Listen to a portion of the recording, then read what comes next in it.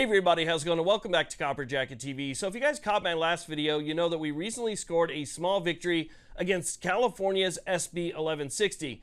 That's the bill that would have created mandatory annual firearm registration. Pretty much everything in the state would have to be registered every single year except for relics and antiques.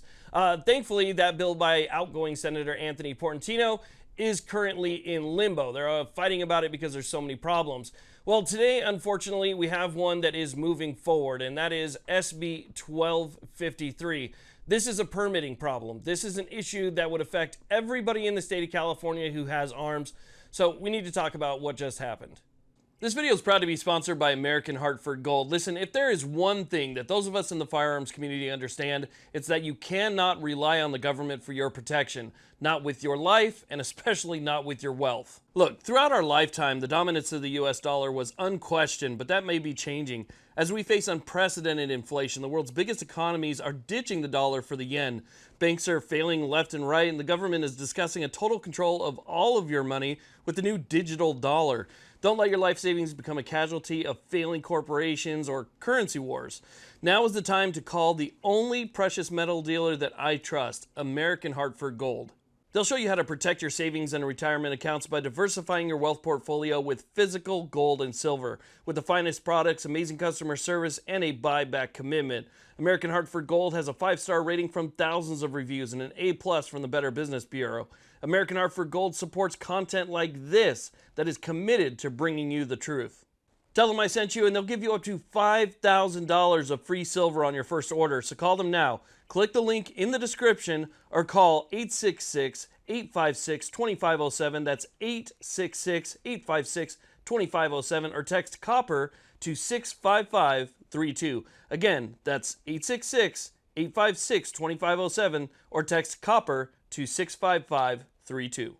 Okay, so let's go ahead and talk about what's going on here. So we've talked about SB 1253 in the past. This is a very bad and clearly unconstitutional bill that looks like it has an even better chance of passing than when we talked about it last time.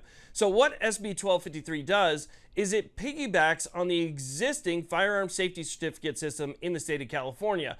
You guys will know what that is. If you ever tried to get yourself something in California, in order to get that first one, you have to take a test. Now, this test is a bunch of different questions that you have to answer, and if you fail to pass it or you fail to complete it, you cannot continue on with your transaction. So even though they call it a safety certificate, it is clearly a permit issued by the government, because if you don't do it, they can simply deny you your rights altogether. Well, California didn't like that it was only on that initial purchase, and even though it expired, it didn't affect people who maybe got things, that were hand-me-downs or from other sources or brought them into the state from whatever.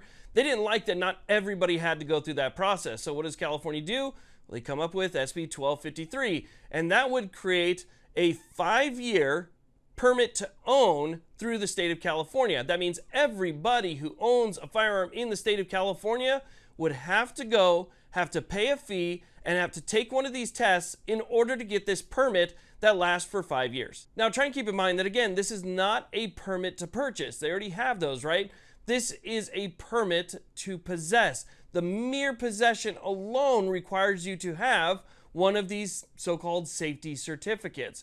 That's why this is so much worse. And again, because it expires every 5 years, you're looking at that new investment and retaking that test every 5 years. Now, I should mention in the original bill, which has since been amended in committee, anybody who moved to California would also be subject to this law. And in the original bill, it was 60 days. So people had 60 days to come into compliance with this completely unconstitutional law. Well, they have since amended this bill in committee, and now they're giving people 120 days. So thank you for the extra time to come into compliance with something that's completely unconstitutional to begin with.